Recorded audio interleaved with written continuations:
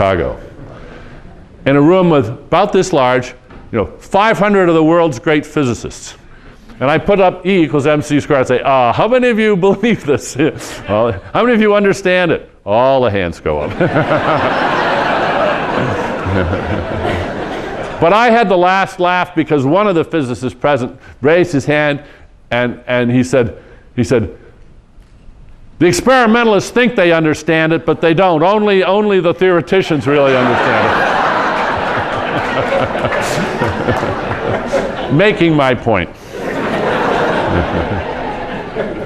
But the point is that in religion, this doesn't work. Because with religious formula, even the experts claim not to understand. They make even something of a celebration of this. Now, here's a phrase that one often sees. We're not atheists. We all believe in God in our own ways. This is an extremely popular idea. 98% of Americans believe in God. But what does that really mean? Lucy thinks rock is to die for. Desi thinks rock is to die for. Lucy's thinking of Rock Hudson. Desi's thinking of rock music. They don't really agree on much of anything here, do they? And the same thing is true about believing in God. The term God has so many different meanings that they claim, well, everybody, we're not atheists. It doesn't really mean a thing. Why do people cling to this fantasy? We almost all believe in God. Why is there so much fostering guilt for disbelief? Because this is a very elegant adaptation of organized religions. It spreads very well. The religions that don't have this feature don't spread as well as the ones that do. Nobody had to invent it, but it plays a huge role in fostering, in keeping robust the various religious creeds around the world. And here's the one that really bothers me the most.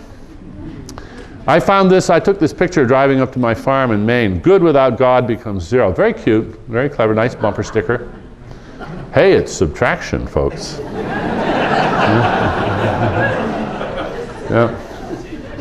And I think it is the greatest falsehood on the planet. I think if there's one thing I want, I know I am preaching to the choir today, and I'm delighted to be able to do it, but I want to suggest to the choir, my brethren, that you go out and start spreading the counter meme and resisting the presumption that you can't be good without God, that because you've got religion, you're automatically morally superior to everybody else. I think... Thank you.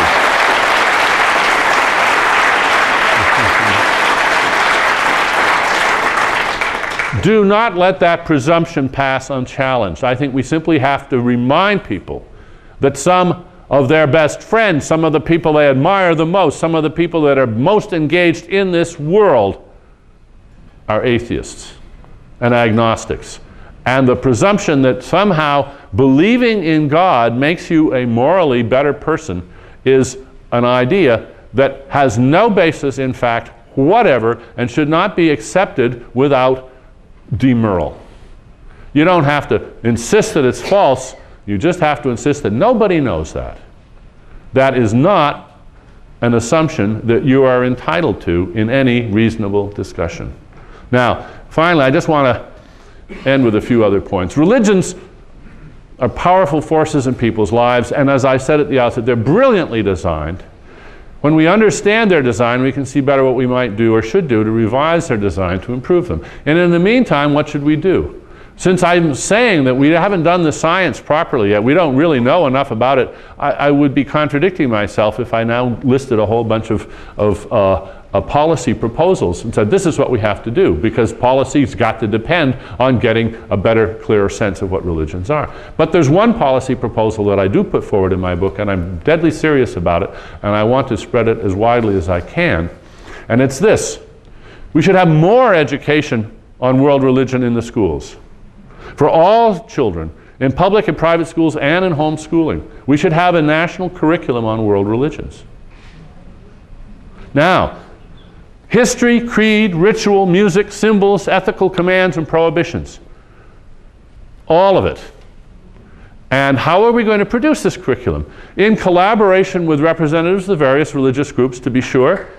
They get to say what they want to be in the curriculum, but we get to look closely and make sure that included is anything that is manifestly true, historical fact that they might wish weren't true or they might wish not to have known.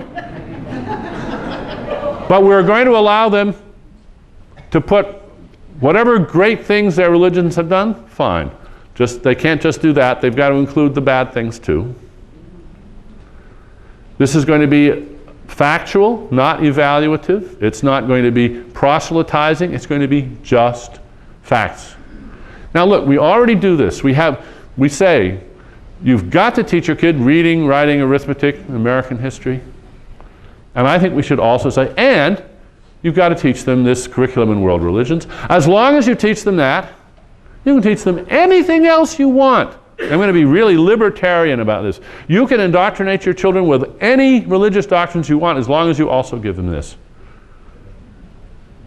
Now, it's interesting that this proposal has been described in one review, San Diego Roman Catholic newspaper, as totalitarian.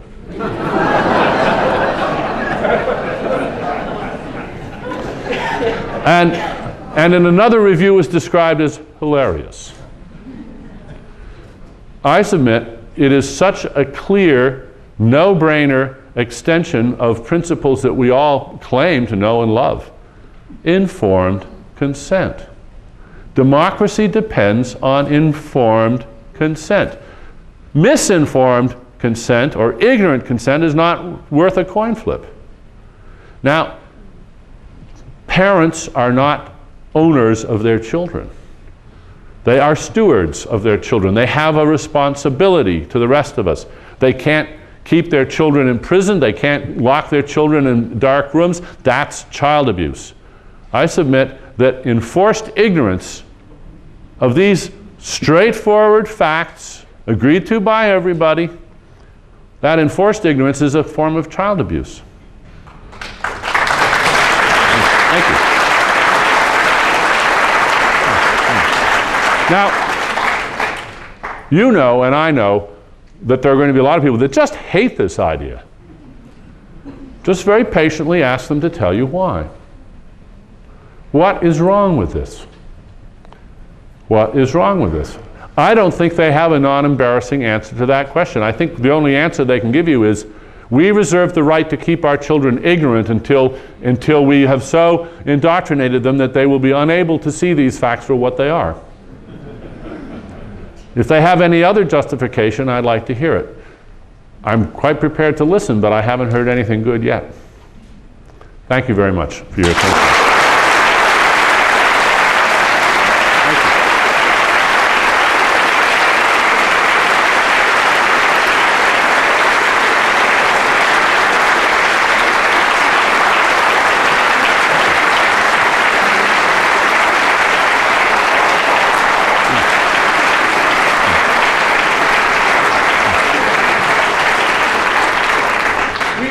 Take a few questions, and then we're going to do the book signing, and then after that, we're going over to Burger Continental, which is a restaurant on Lake just north of California, west of here, where we are at.